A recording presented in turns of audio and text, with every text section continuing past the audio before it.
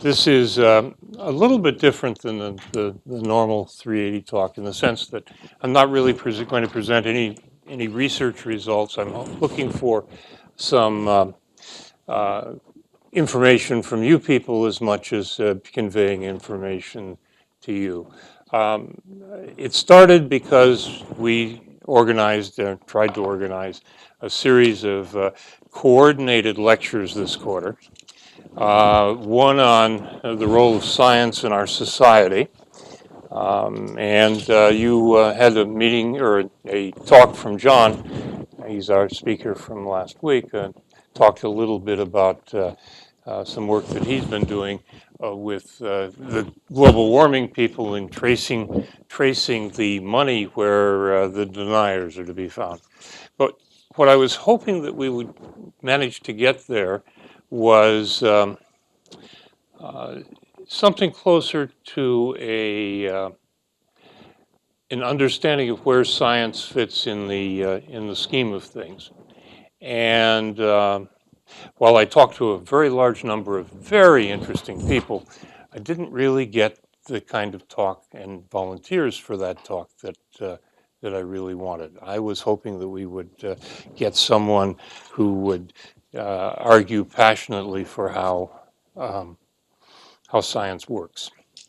In any case, that was the first of the three series. The second talk is this talk, and I was interested in how the relationship of people and the internet has been evolving.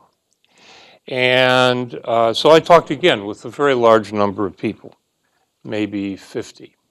And I found a gal here at Stanford, Margarita I can't pronounce the last name, Quinitas.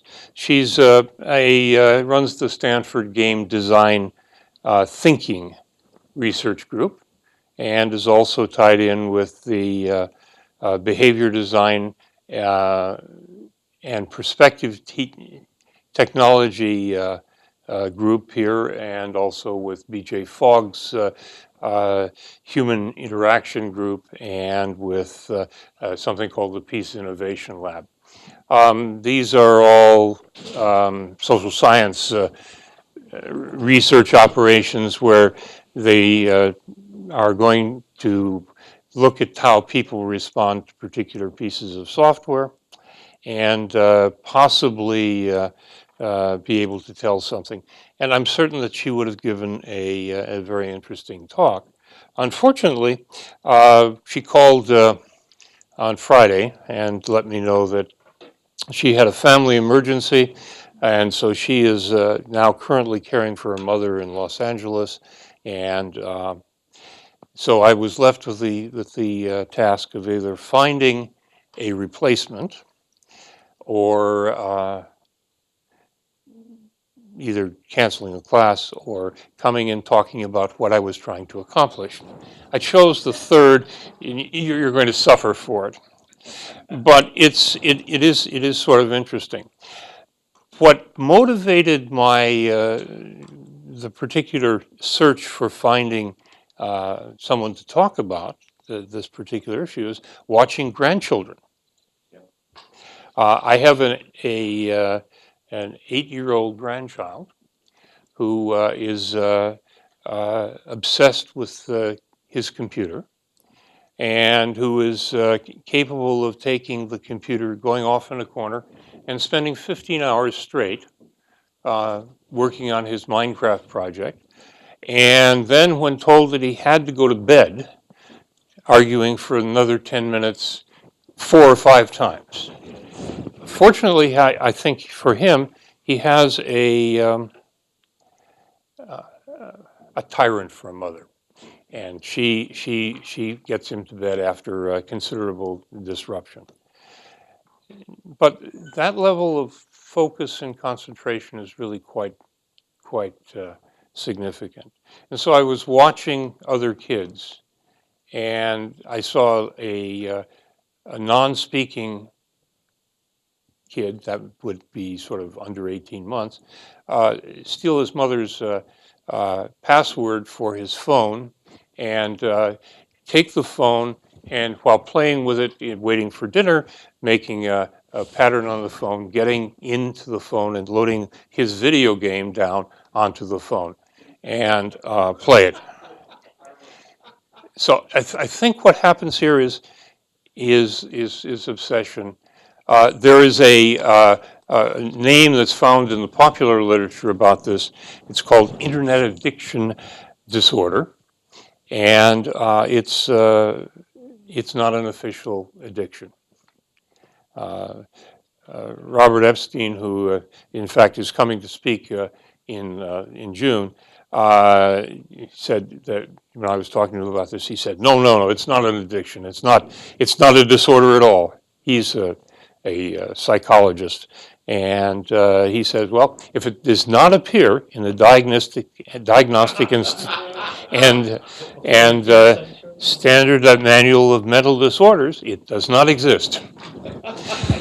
And he said that kind of tongue in cheek, but in fact he really meant that, because you can't bill training for this on your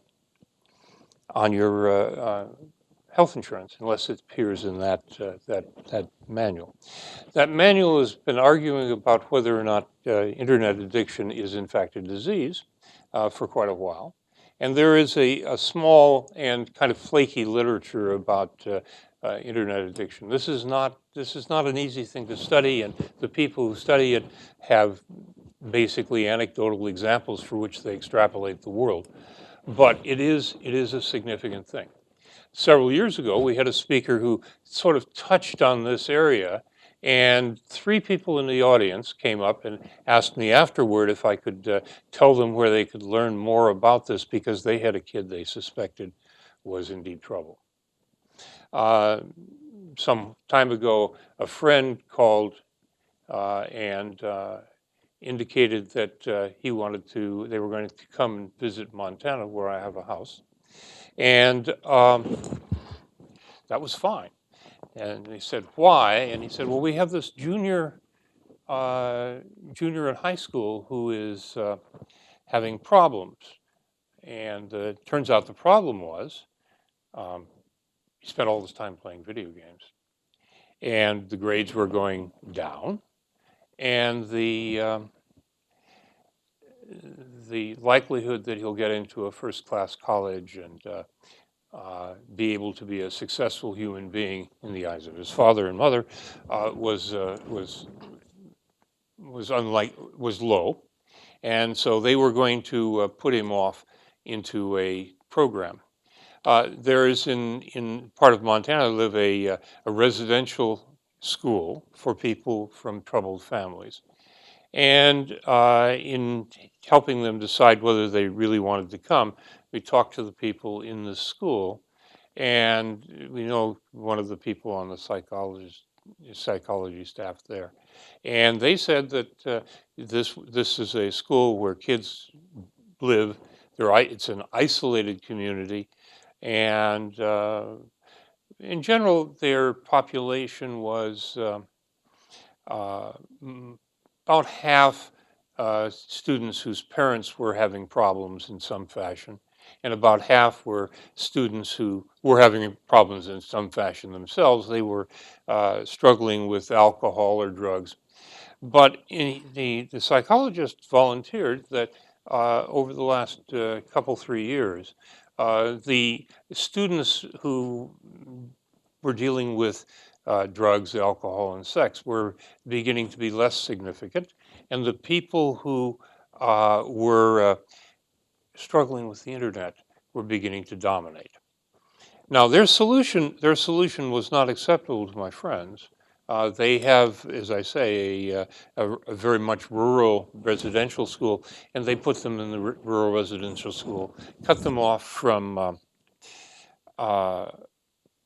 all contact with electronic devices for 2 years. And that was frightening to my friend, and probably unacceptable to his son And so they found some compromise solution. But I'm not certain that the keeping out of the space was going to help. Some of the research that I've read, and I do not claim to be an expert here, but some of the research seems to indicate that most of the response that people use for this is uh, to try to do incremental training and removal of habits. That's, I don't know, BJ Fogg has a name for it, which I can't remember, but it's fairly significant approach and is widely used. Mostly, I think people try to mitigate the problem and then give up.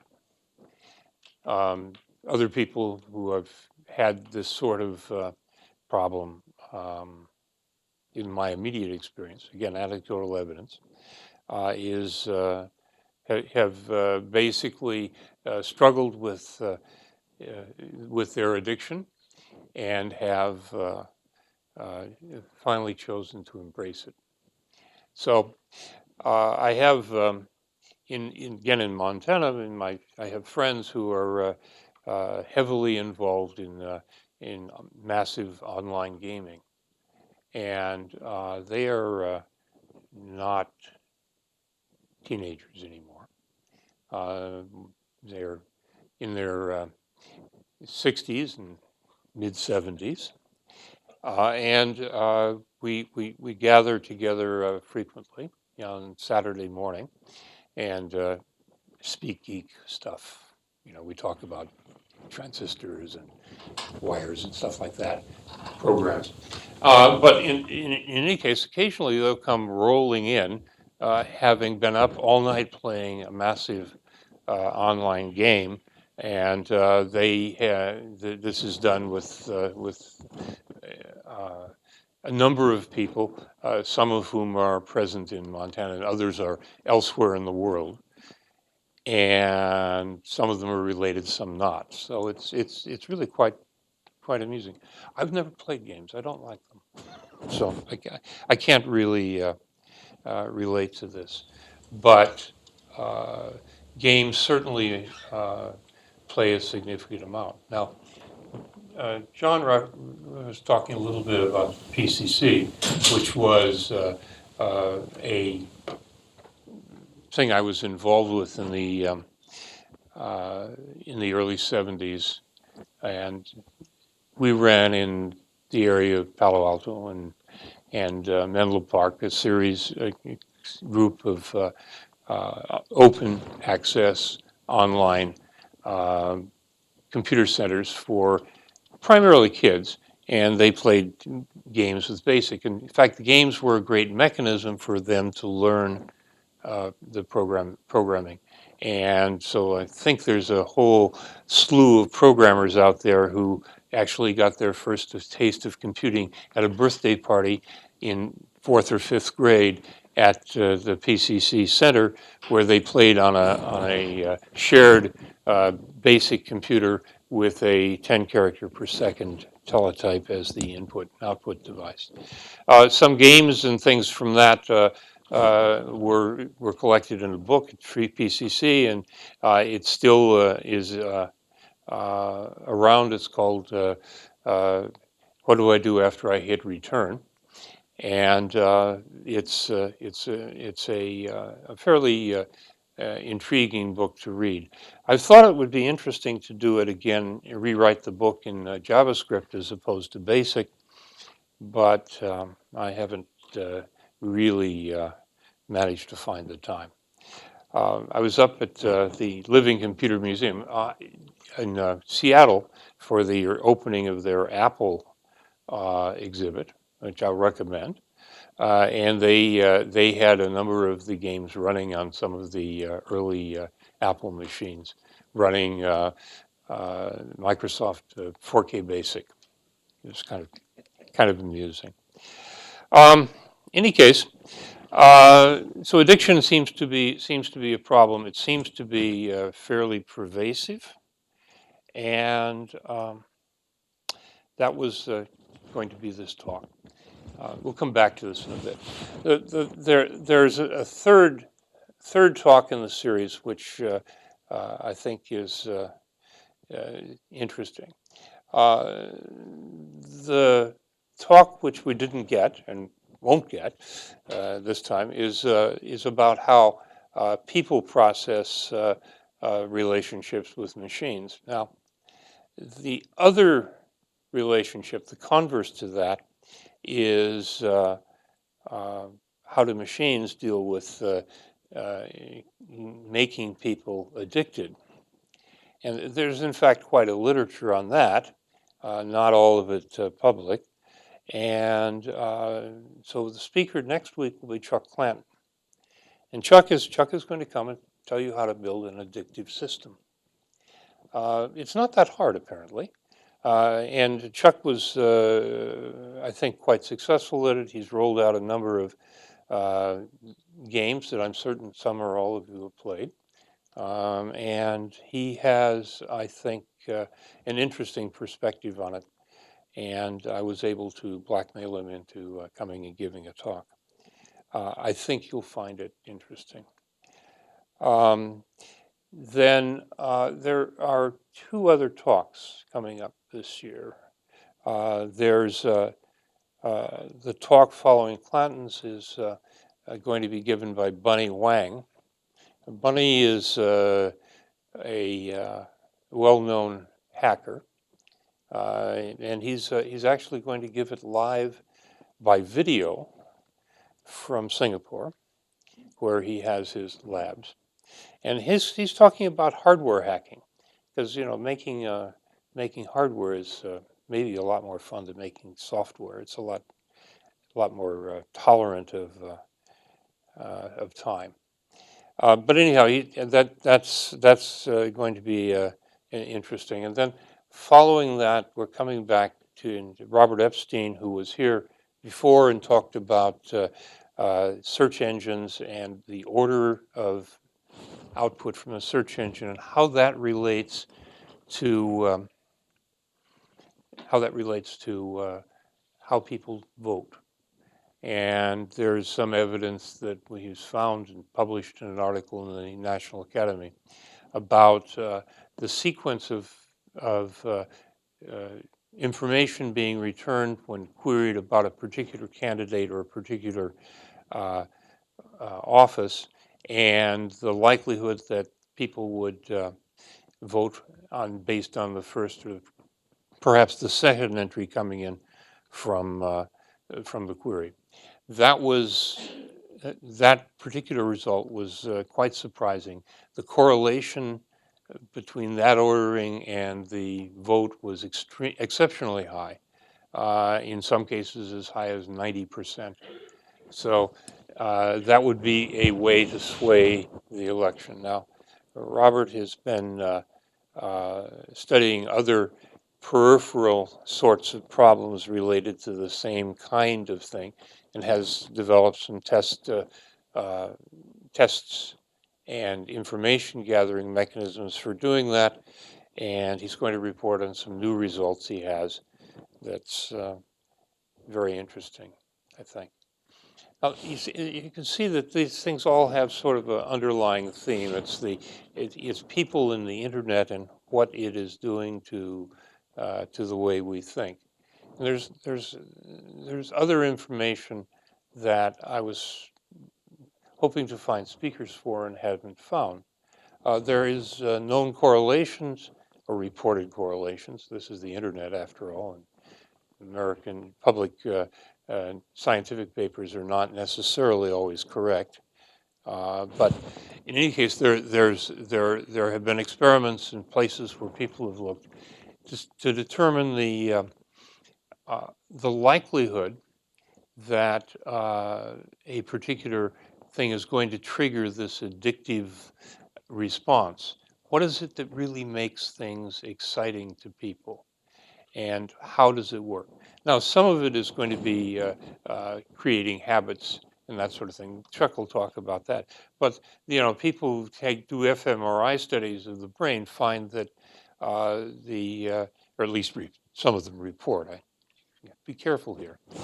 It's reported that some of the games and so forth trigger much the same response that other addictive stimuli do, such as uh, sex, drugs, alcohol, exciting pictures, and so forth. Violence. Pardon? Rock and roll. Yes, exactly, exactly. So anyhow, that's an interesting thing. It's something I'd like to have somebody, uh, come and talk about. Uh, a lot of the work done in that area actually is quite old, and presumably there's much more to learn. In fact, that was one of the this what I would like to see is one of the things I wanted to talk with you. Now, there's some ground rules here that we have to know. This is a class at Stanford. It's on video. And as a result, you have to be anonymous. And so we'd like to have your comments. You can disguise your voice if you seem necessary. I was going to get some Guy Fawkes masks so that you can hide out behind a mask, but the lawyer said it wasn't really necessary. That in fact we could actually even put you on camera if you signed a release and went to a part of the room that no one could see anybody else with. Uh, sometimes the video and the rules are quite surprising, but nonetheless, in this case, uh, I think we can work with just voice only, and I'll sort of added additional things. This room has microphones everywhere, but they're turned off. In any case, so I'm looking for what to do next year, and this a talk on the mental relationship of inputs for video and graphics and so forth would be, I think, for me, interesting. And I'm always interested in what other people would find interesting. Um, there are a few things that are known to be in the works. There's a study being done as we speak, and for the past year, on the impact both on individuals and business of the surveillance society. And it was coming out of some work being done at Harvard in the Institute or the Center for Internet and Society. And that book is supposedly being published at a time when we'll be able to get the author to come and talk about it. But there are other things as well. We'll try to get some of the new chips and the new devices, and perhaps some of the Internet of Things work being done, and so forth. But the question is, what is going to be important in the near term? That is, next 4 or 5 years. And the lead time on getting speakers and finding the right topic is actually quite large. So if you have a bright idea, interrupt me and tell me what it is. We'll write it down, and I'll find a speaker for it. I'll take a shot at it. I don't think it's as far out as 5 years. I think it's more like today's topic. Okay. And that would be the physiology of the addiction under the theory that the computer has something for everybody. That before, let's call it the invention of the web, there were all of these addictions around, and they all had what I will call, for the purposes of this discussion, inferior media.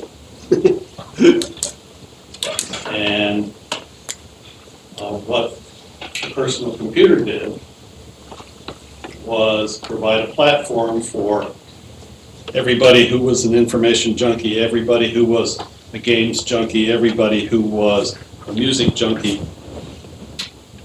You know, the list goes on very broadly.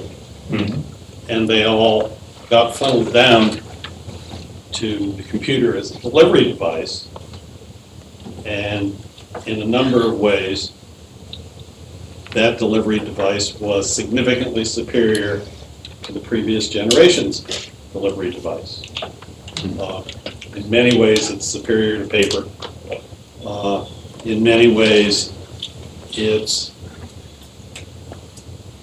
a little more so than film is in terms of capturing images. You know, it's got bigger dynamic range, brighter colors, more manipulatable, yada, yada, yada. This sort of thing.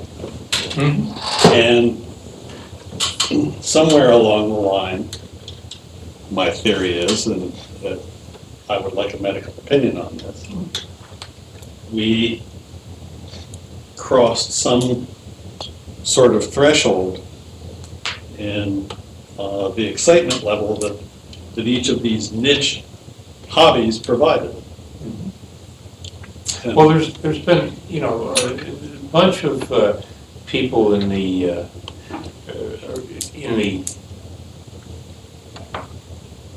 well, I don't know, it used to be there were technologists and people. Nowadays we have technical journalists who aren't either people or technologists. And there's been stuff in the technology press about supposed research and projects involving everything from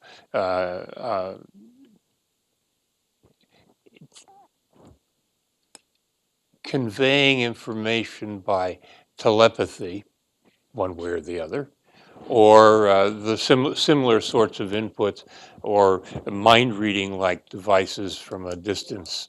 I'm not reaching out. Oh, I think that's a great thing to do. It's just I don't know how to do it. No, I think what I laid out, I think there's a fair amount of fruit in that domain. Yeah. I know that I spent a number of years of my career, and one of my colleagues is in the room and he knows what I'm talking about, for a computer system that never made it across those bounds. Because everything that it was doing, it was trying to emulate paper. And it never escaped that particular set of bounds, which were shaped by the company where the work was done. Mm-hmm. Okay. And so, as innovative as it was, and it is the hallmark of innovation, it never grabbed the public imagination to the extent that the World Wide Web did. Yeah. John, you had a comment. Yeah, so this goes back to the addiction, when people use that term, right? So I know a lot of addiction researchers, particularly regarding nicotine, right? Now, nicotine, of course, is one of the best studied ones. They tend to be two components. There's a brain neurochemistry component with specific receptors that get stirred up during adolescent brain development and not any other time, essentially, right? Mm-hmm. And then there's the habit and social habits piece of it, right? And of course, what people find is, and the brain receptor part, at least part, depends on genetics, and there's some funny things they're trying to stir up there. And part is sort of how much exposure you get during the right part of your life, right? Now the question, and then of course what happens is it turns out to be easier to break the social habit part of it than the basic physiological addiction of nicotinic receptors. But the question is there anything in the research that's been going on to provide that kind of analysis for internet quote addiction? I haven't seen anything, though I haven't read everything by any means. Last Friday at Cambridge Alumni, there was a Professor Baron Cohen from the UK, whose cousin is Sacha Baron Cohen, Borat.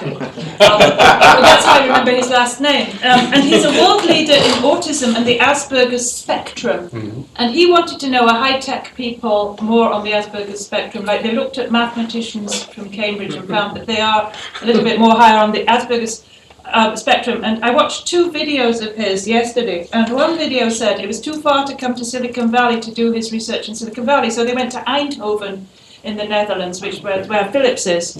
And they've done fMRI and all kinds of different things, looking at people who tend to like to do things alone, tend to like to work very, very concentrated on certain things, and they are at some level on the Asperger's spectrum. And so I think it would be interesting to look at his research and look at it with addiction too, because he's looked at several populations and genetic behavior, brains. There are a lot of genes involved with Asperger's, and so they haven't teased that out. But it would be interesting to look at that when, regarding addiction, to see how many people who play games are actually fairly high on the Asperger's spectrum. Yeah, we've actually had a number of speakers here. May have not been obvious, but there are a number of speakers who are very productive computer programmers / scientists over the years, but you know, certainly sits somewhere on the Asperger's syndrome, and some of them very squarely in the place where they find it difficult to deal with people who don't think the same way as they do. They're not communicators. They see things differently, and it's fascinating to watch them approach a problem, at least for me. And so I think that would be an interesting topic. The other thing that I thought would be interesting is it safer to have a home email server versus a public one? That isn't quite what I was thinking, but you know, security, cyber warfare and security, and how safe are credit cards and things in the future, or should one pay with one's Apple Watch? We do that all the time. Bitcoins, you know? Yes. But there's another thing that sort of fits into that, and I had it on my list of things to mention later, but I'll do it now. In the course of organizing for this course, I have to find people, and I've discovered that in the last few years, perhaps 4 or 5, but maybe certainly in the last 2 years, companies no longer post their physical address. Their web address is the only contact. No emails for anybody anywhere.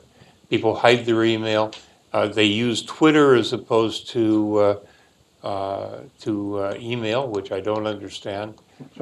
Proton Mail and the guys in Iceland, which are both encrypted and offshore, are getting to be very popular. Most everybody is using Signal now. The Senate just decided that it was okay to use Signal for messaging. Messaging has become much more prevalent in my mind than email. Many people don't read their email at all. Many people don't have a phone number that they will give to anybody, and so forth and so on. I was taking a company in San Francisco to speak at an event, and the only way I could go was to go and bang on their door. And even when I banged on their door, they didn't open it. I had to go upstairs, and then finally I banged on their door, and the PR person came out, who was not an employee because they didn't normally open the door. And finally I got them to speak at this event, but no phone number, and this is a well-known company in a certain field. Oh, yeah, I entirely believe that. I have several friends in companies where it's extremely important for them to have a clear, accessible public face, and they choose not to do so. And you know that has several impacts on the society as a whole. For one thing, it tends to create small islands of monoculture and no cross-fertilization. And that I think is really very, very disturbing. Gene. And I would suggest to you, since I only saw him a week ago, is Don Borman. And the reason why I suggest Don, other than a big thing sort of faces, he maintains his condo here in Palo Alto. So you'll have to, no, I'm serious. You'll have to pay for his lodging. His son is living there right now. And if you catch him and say, hey, can you come and fall, I'm sure you can get him to come up here, because he has a place to stay. I think Don is better than, say, Ben Schneiderman who we hear of less because we're on the West Coast, Ben's on the East Coast. But I mean, I used to work in a brain lab. That was my first workspace job for 3 years when I was an undergrad. And in the brain community, the neurology community, they make a distinction between addiction and physical dependence. And I don't believe what any of us do. And I went through a phase of games, and like Jerry Ellsworth said, as you get older, your reflexes are just not as fast. And I've gotten games completely out of my system. But a big advocate, by the way, for gaming is our mutual friend Knuth. He wrote a chapter in a now defunct, a competitor to Dr. Dobbs, let's say, which I had to track down by going all the way to Sacramento. And I found a typo, and I got a check out of that as well too out of him. So, What was the journal? We didn't have competitors. I think you wiped it off, and I need to get Selected Papers in Computer Science Volume 1. It's in there, as an example. So I'll catch up with you on that. Okay. No, let me tell you. Everything for that, Don will pay you one of his checks for real. And I thought 2 of them were. Oh, I don't think that gaming is a bad thing, and I don't necessarily think that this obsession we have with computers is a bad thing. In fact, when I thought about how to start this talk, my thought was that I should start as if this were an AA meeting. And, I'd say, good afternoon. My name is Dennis, and I'm a computer programmer, and it's been 10 minutes since I last pushed a key on my computer, and I feel really bad. And, I grew up in the days when computers were rooms of equipment, and the only time you could get reasonable access to the computer was between 3 and 5 in the morning. And so we would be up at 3, and you'd be working on a program, and it had a bug in it, and you found the bug, and you put it in, and you had to wait 30 minutes to go through the queue, and you probably had another bug, and so you spend more and more time waiting for your stuff to go out. Interactive computing didn't exist. It was all batch computing. It was really a very different world. Carl. Yeah, I'd like to, first of all, second the suggestion of Don Norman as a speaker. I think he'd be excellent. I've known him for years. Had dinner with him at Chef Chu's not too long ago.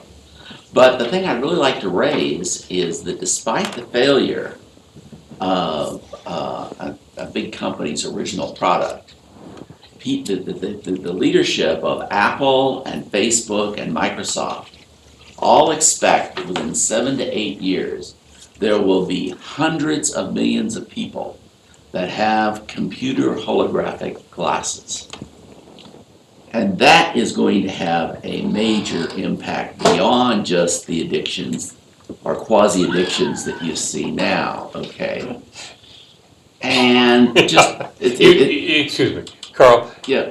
I'm looking out at the audience, and everybody who had glasses on took them off and put them in their That's right. except for you.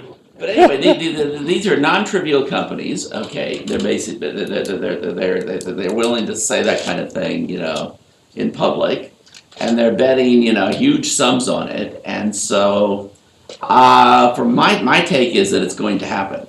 That right now, if you look at the current products out there, they're kind of in the primitive state that 4 or 5 years ago. That they were in, in just a few years before Steve Jobs finally had his breakthrough product at Apple. And they are going to produce the kind of data that data brokers lust for. And so do intelligence agencies. That's interesting. I will talk to you and we'll get a side bet going on this, Okay. because I have a different feeling. Well, that also leads to the thought that maybe you should think about, like, which 1 or 2 science fiction authors should you get to talk about, Yeah. right?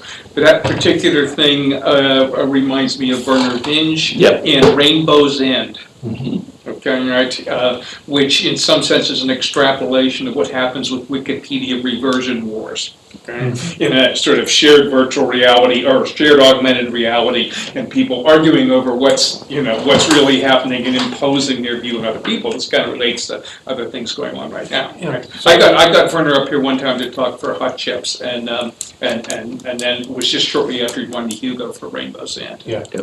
That'd be one suggestion. I've actually talked with some people. How many of you read The Circle? I'll check. Or seen the movie. Well, the movie doesn't count. You have to read the book. Oh.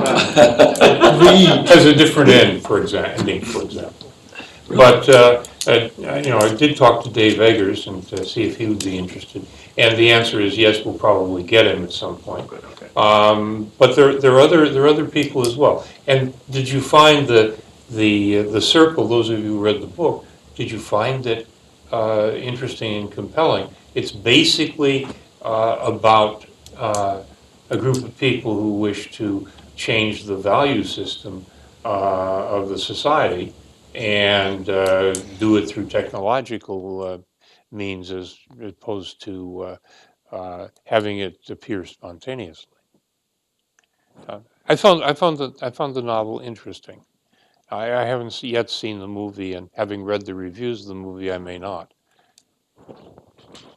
Your 18-month-old story. Yes. Are people learning about brain development from things like that?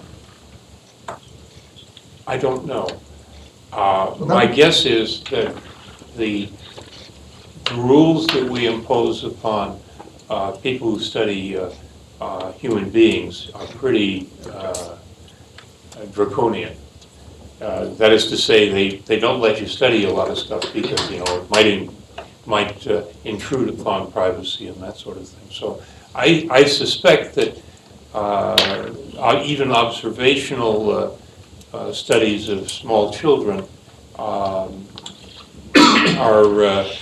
controlled and may not actually produce reasonable results. Of course, we also have the problem that people who construct experiments don't know how to do it. And, things like Needy's paper about why all medical research, or most of it, is wrong, apply much more generally. So I think that it would be nice if we had that. And I love the meme that was floating around when the iPad first came out. The story I remember was a mixture of iPads and magazines with bright colored pictures were presented to a group of 1-year-olds or thereabouts, and they quickly sorted them into the pile of iPads on one side and things that were broken iPads on the other. I'm certain that was somebody's marketing dream, but in many ways it is true. And anyone who has an under 3-year-old kid realizes that the best toy in the entire universe is your iPad or their phone. And yes. Yes. There's an app if you get a puppy. Yeah, but iPads won't clean the floor. Neither will puppies. You know, Yes, if you put it you spill food on the floor. It's sort of they transform the. connected to a robot. I see. Now that's another thing. What about robotics? Is robotics a major thing? Do we want we could get, well, there are all sorts of roboticists. I put the 2 or 3 talks that you've had over the last several years. It was pretty good. Well, Did you find any more on that one? Yeah, I can think of several people besides inviting Steve Cousins back for a third time. Well, Steve has the advantage that he's shipping reasonable robotics these days. But there are companies actually shipping robotics Mm-hmm. to the hospital. You go to Redwood City, Yeah. and there's robots all over. It's independent of self-driving cars, where Hal and my mutual friend Paul lives. That's where the Mm-hmm. There's another area that I would be interested in.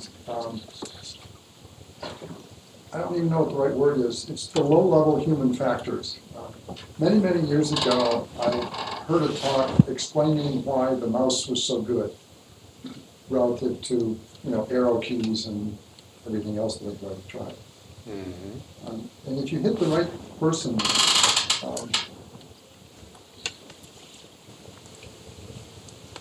it's not so much, society related. It's how to make your computer,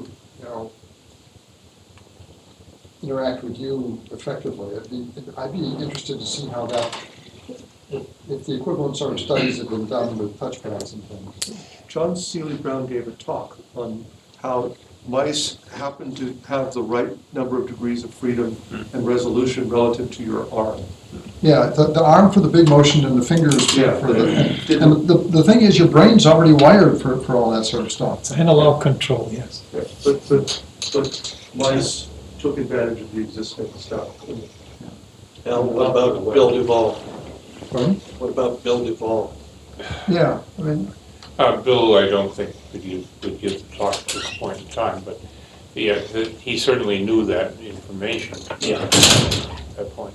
I think the paper you're talking about is the IBM light pen paper, where they basically decided that they had made a mistake in pushing the light pen because it had all the wrong factors, and that other kinds of selector devices would be better. And I think they didn't really talk much about it being a mouse so much as what it needed to do and what the kinds of degrees of freedom were. And that was a NCC paper, I think, though I don't remember the exact site. I mean, I think partially mixing the story with lunchtime conversation. Oh, yeah. It's true. John. Well, a lot of that argues for, some looking around for more cognitive scientist type folks, right? The lab I was in at Bell Labs, about 10% of the folks were cognitive psychologists, right? Because it was serious money, right? But because of performance of 1 million people, right? We tried all kinds of things back at the labs that, were determined to not work very well. And, of course, some of it never got published, unfortunately. I think we'll have to try it again, too.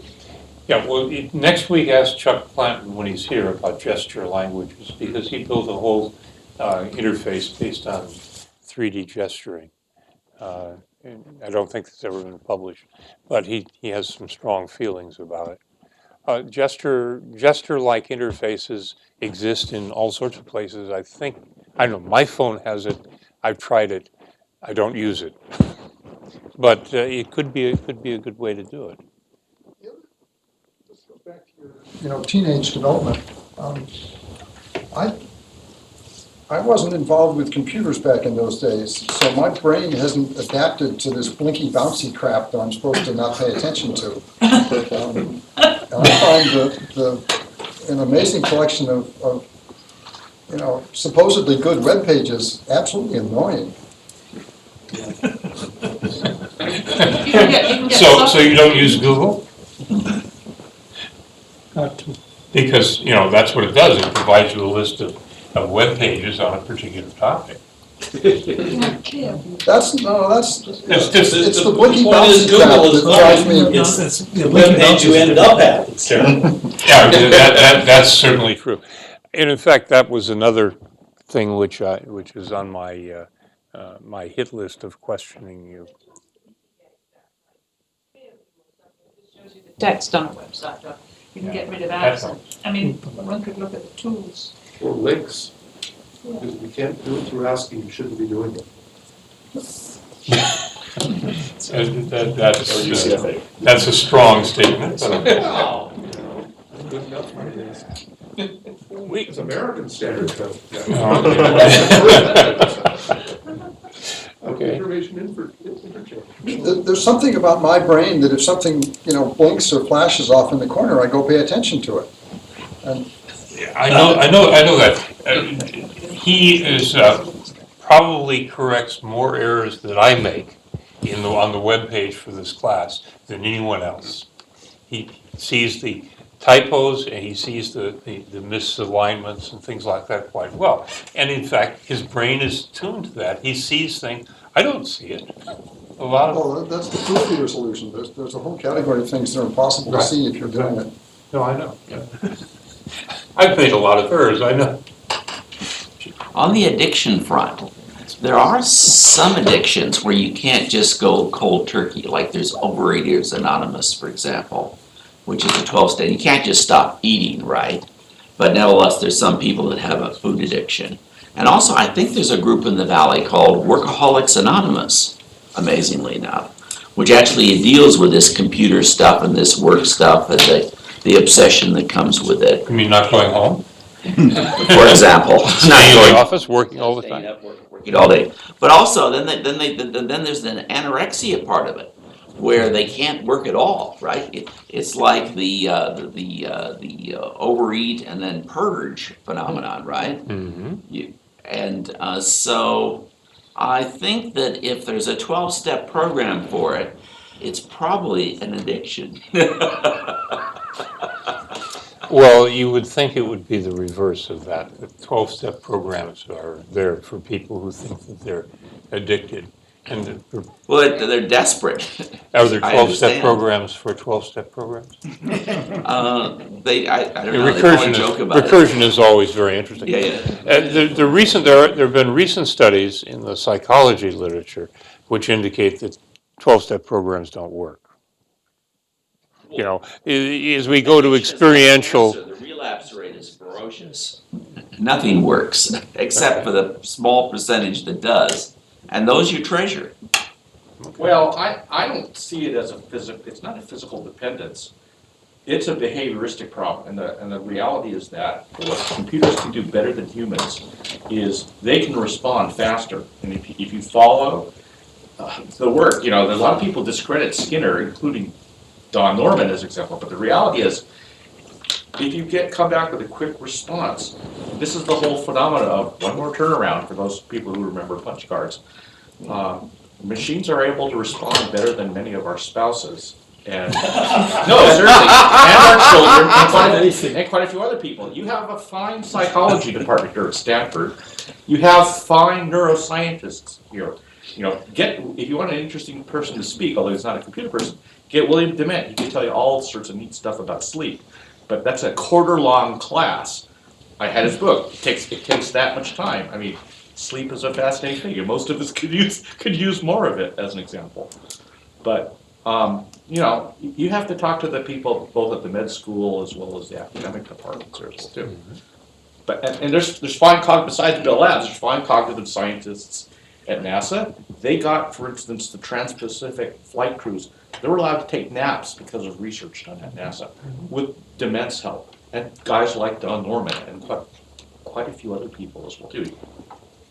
Well, I hate to tell you this, Gene, but Bell Labs is no longer. No, we know. This was a long time ago. Yeah, right. It was great while it lasted. Yeah. There's another area that's interesting, it's complicated, spam, okay, and the credit card, the whole industry of fraud over the internet. Mm-hmm. Those are, I think, really important these days. If you're gonna write that down, right next to it, trust over the internet. Well, trust They're two separate topics, but certainly related. Trust is interesting. Factuality is interesting too. We've had all sorts of experience with false news or fake news these last few years. And I was involved at one time with a project which was trying to extract information from random collections of documents, mostly newspapers. And of course, the facts that were deduced based on analyzing the text were often quite wrong. And it's hard to tell when something is right and when something is wrong. And so finding truth in in documents is very difficult. The semantics is very hard. We've destroyed the profession who did that. Yes, that's true. Journalists are no longer around. Journalists, professional creators of encyclopedias, That's true. professional creators of dictionaries. Well, we've embraced the art of the amateur, That's right. and this is a problem, John. Well, I mean, I think it isn't just a question of truth. We're way behind the power curve on reputational systems that work, right? If one remembers back, how many people were on Usenet in the mid-'80s, right? Okay. Okay. Well, there was a fairly small number of people, and at least in some news groups, pretty quickly you knew who knew what they were talking about and who didn't, and there were killed files. That was good. Okay, right. And then people remember when AOL arrived. Okay, and it became Eternal September. People remember that? Okay, right. Idiots online. Pardon? It was idiots online. Yes, okay, well, so, for people, Eternal September there was always a wave of new students that came by in September, okay, right? But when AOL came, it became Eternal September, okay, right, okay. And then, of course, when it got opened up to the web, it was just, all right. But that was an example where there was because it was a fairly small audience, the reputational stuff actually worked pretty well, right? But at the scale it is now, it takes a lot of work to figure out whether somebody knows what they're doing. That's right. And in fact, sometimes people know what they're doing, and sometimes they don't, and have the same name. Yeah, there's a whole issue of identity. Yeah. Right, and how the different identity mappings and so forth that go on. Right. We're clearly way behind the power curve in simulating what happened in normal societies with reputation. So back there, John, you. Yes, an area that hasn't been looked at much, but you'll recognize it as soon as I talk about it, is the computer as boss. Machines should think, people should work. I mean, consider the Uber employee, the Amazon employee. Somebody should speak about that. I think the dumbing down of actions by human beings, moving repetitive clerk-like tasks into the recipient is at least part of that. And I agree with you. I think that really needs to be looked at. That's the essence of the destruction of the middle class. It moved people up, either up market or down market. Well, we move them all down market because they're cheaper that way. That is truly, I think, a major issue. It's much more pervasive than that, right? I mean, if you try to book a flight, you're talking to a person, it will always tell you the computer doesn't let me do this. If you've ever been in a supermarket and there's a power outage, they let you take the stuff out for free because it's too complicated to do it by hand, right? They close the supermarket. Right? So it's if you deal with any bureaucracy, they say, oh, my computer system is down, you're dead, right? I mean, it's pervasive. It's not just Amazon and Uber, it's everything. I think it has there are major questions regarding the economic systems under which we operate. That's only the beginnings of a very deep and interesting conversation. The question is 380 a place to actually deal with the issues of economics and economic models for the society as a whole? Certainly, simulations thereof are part of our charter, but do we really want to get people advocating for one or another of the small number of alternative structures that could supplant the free market or the controlled free market or whatever? Yes. No, but understanding the happenings behind it might be interesting. Yes, I think so. Yes. By the way, you're looking for a name for what John said with the cult of the amateur. The name you want is Andrew Keene, because I did hear him at Kepler's. And he wrote this book, The Cult of the Amateur. Yeah, it's about The Cult of the Amateur. It's about 2003 or something like that. Yes. Having people do dumb things as a result of machines telling you. I hate doing dumb things because machines telling me, but it goes all the way back to a red light at an intersection at 2 o'clock in the morning and there's nobody around. That's right. German stuff. I think the opposite is more fun. I'd like to maybe hear more about some of these people that have AI machines that can outperform doctors for diagnosis or lawyers for legal type things, or Well, yeah, I think that's interesting. But I think actually, I have a potential speaker who we're dickering with, I guess. We're negotiating. He works for a company named after a fruit, which is reasonably unwilling to talk about things. But I think that a lot of the interface, well, my belief is that smartphones are on the way out. These little things with pictures on the screen, and you push buttons and have apps.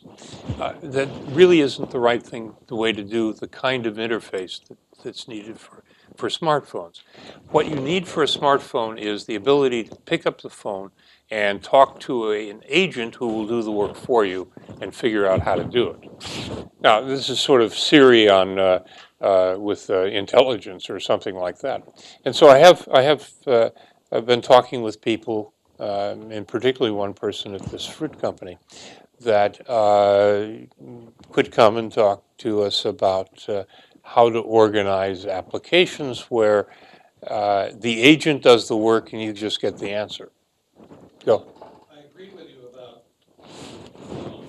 but I don't think doing that is going to make the quote smartphone go away, because the smartphone is a platform for all kinds of totally disjointed applications that you want to carry around in your pocket. Yeah. But a smart agent is you're like still, all possible applications. you're still going to need the display. Oh, yes, to read those. And Okay. You're still probably going to finger it a little. Footnote. I'm doing it, well, initially I did as an experiment. What I did, I called my wife, can you do this for me? Fortunately, she's a human. She first complained, so most of my interaction is calming her down and convince it through my meeting, not hers. But then, she does a job that's way beyond any cell phone. I don't need images. That proves that humans are still much better, and yes, I could help her, for instance, by giving her a better computer system, but she wouldn't complain about it. That's probably what we need to do, but that narrow bandwidth is sufficient. It would be very easy Sorry, to make an it's an application exception. that whines. Sorry? We could make an application that whines and says, no, why should I? No. You missed my joke. No, I don't. Forget about my wife complaining, that's an old women's tale, whatever. So I take that part back. Delete all that. The fact is she's infinitely better than any other computer system I've ever worked with. She typed in my thesis, among other things, and she inserted humor, for instance. I wasn't even thinking about it. Did she correct your secret equations? humor, but anyway. Did she correct your equation? Yeah. That's good. Okay. That's pretty good. This is Although I very was better at that than she was. two. John one. I think you were just suggesting that smartphones will pass away because they're not the best way to get certain things done. And yet, earlier you mentioned about how your grandkids were captivated by smartphones. That's a wonderful toy to play with. They're playing games. Well, playing games or just doing so all sorts of things. They're very appealing. Paul Sappo, who, by the way, might be a very good speaker for you to bring in. Yeah. Paul Sappo has discovered how major inventions are often not, people don't discover what they're really good for until 30 years after the introduction, because they think the invention solves an existing need, but actually it creates a whole new area once it exists. That's right. I agree with that. It begs the question, what is the real need for smartphones if it's not the things the designers invented? Well, I think the reason the smartphones are going to go away is because they are designed to be what the people who write the apps intended them to be, and are not malleable and so forth. It's the same reason I don't own an iPad. It's because I couldn't program. Yeah. This reputation thing reminds me of crowdsourcing and crowd things, and solving big mathematical problems by crowds is a sort of area of research, and all kinds of crowd things might be very useful to look at, because instead of having fact checkers in newspapers, you can get thumbs up or things like this, and reputation, things like Stack Overflow and stuff. You know, you can get reputation systems that way.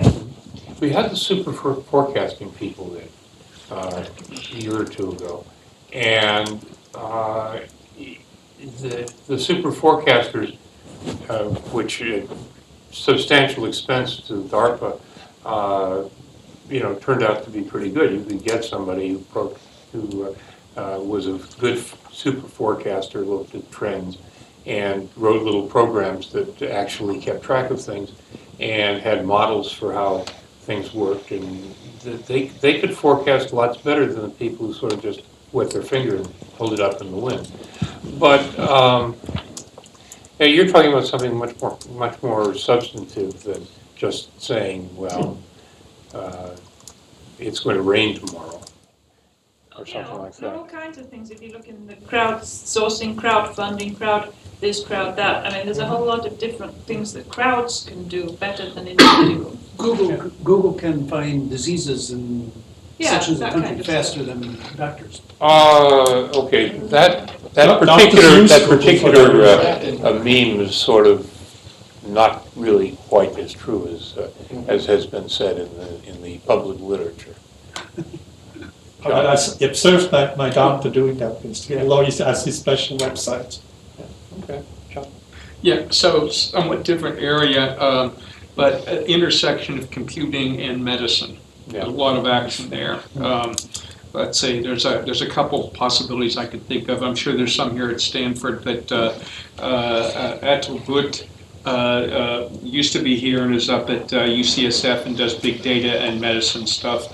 And Robert Wachter, a few years ago, wrote the book Internal Bleeding, which after you read that, you sort of didn't want to go anywhere near a hospital. The newest thing is called Digital Doctor. Okay, it was interesting. The internal bleeding stuff led to a lot of it was about taking systems engineering approaches for reliability that we're used to and trying to apply to the medical system. Okay, just simple things like, hey, if somebody's leg has got to be amputated, you sign the leg. Okay, to make sure you don't amputate the wrong one. Yeah. Okay, right. That's important. Yeah, and a lot of this is like putting in error correcting codes. Why they all ask you what your birthday is every time you do anything. Okay, right. But anyway, the second book, Digital Doctor, has got sort of some of the dark sides of computerizing in bad ways and how that's interacted with the medical system. I haven't read the whole thing yet, but it seems to me that's a big area where, you know, there's some things that are sort of optional, but medical system is not very optional. Okay. Just a quick No, John. I'm sorry, John. Other John, no. In between you, the gentleman in the red shirt. So, as quickly as technology moves, there's something that lags behind it, but that always catches up, which is the law.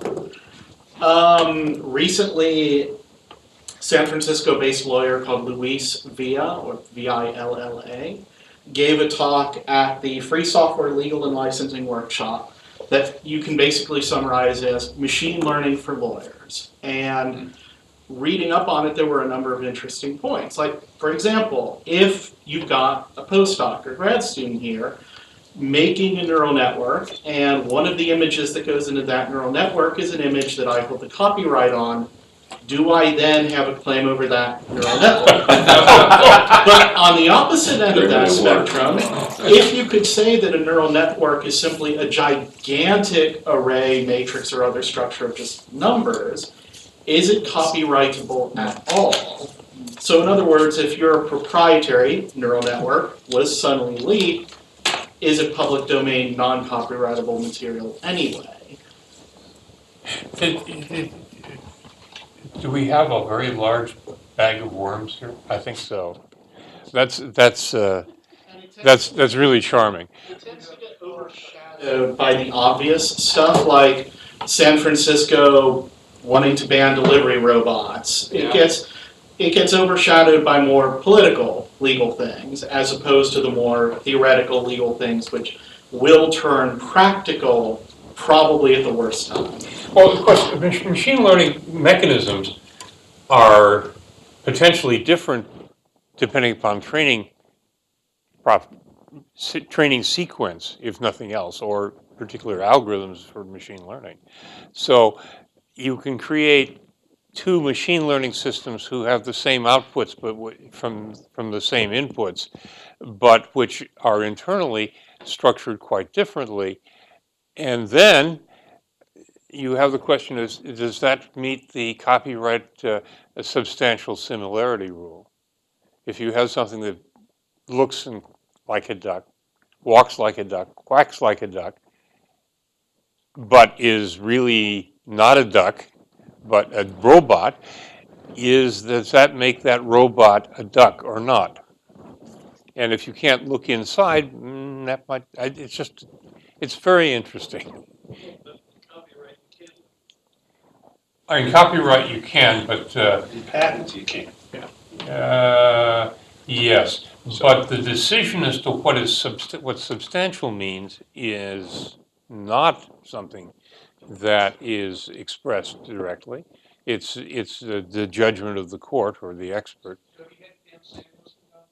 Oh, no, we get Pam as often as we can talk her into it. She's very very helpful. Anybody else here? I had a couple other small points. Go ahead. I'd only say that the impact of privacy concerns across the board, in terms of practical, in terms of analytics, how people will control the data. Yeah, there's two dimensions on that. There's the commercial and the government. Yeah, there is that. But the privacy concerns, what motivates privacy concerns? Well, just from the standpoint of what's practical to extract signals from a huge amount of data that can then destroy what people believe they have a reasonable amount of privacy that they have. The data that's public, when analyzed, can reveal a lot of information. Will this slow down? Let me pose a hypothetical here. Suppose, would you feel uncomfortable if your medical history information, without your name, but probably tieable to you, were revealed, provided that the medical or the insurance companies, the people who would perhaps come back to you and say, well, you didn't disclose this or that, or we discovered that you had this terrible disease. But would you reveal your medical information if there was no way that it was going to potentially come back to hurt you, but only help you? So the interesting part about that question is you start by saying yes, but then as you can do more and more different kinds of analytics on that data, there's lots of information that can be determined long after the fact. So you may decide, yes, sure, I'm willing to reveal this information, and then there's a privacy concern quite a bit downstream. Right. How many of you have done 23andMe or something? That's what I was thinking. Yes, well, you know, would you feel uncomfortable that your genetics is now being tried against potential criminals to see if you or one of your relatives might have been involved? No, I'm up for it. You believe in your relatives. That's good. So far, so good. That's good. All right. But I think that's an example of the sort of unintended consequence. On the other hand, probably we still want to root out of the genetic structure those people who have a predilection to committing violent crimes. Maybe. Well, I don't know. Does that make sense or not? I don't. In that particular case, if you're using the grandson's DNA to implicate the grandfather, if the grandfather presumably produced the parent who produced the grandson, couldn't the grandfather then claim Fifth Amendment protection against self-incrimination? They might not be American. You're in the law school here? Then But again, it's legal stuff Yeah. related to Then it all this. becomes a pre-existing condition. Also, the conclusions people draw aren't always right. For instance, I started Googling a bunch of C and C++ related stuff, and I started seeing ads for like depression medication all over the place. Now that I can understand. The machine learning is very smart. Dennis, you Yeah. know, the privacy, you know about the Walmart or somebody that sent the kid pregnancy? Yes, Target. You know, Target. That was Target.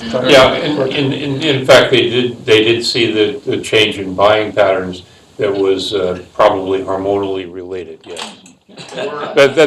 That's one of the sort of classic memes in this space, and I think it's probably less significant than we think. That there's a lot of noise that was eliminated in order to be able to say that. It might be interesting to have a lecture on the data brokers in their industry. That's true.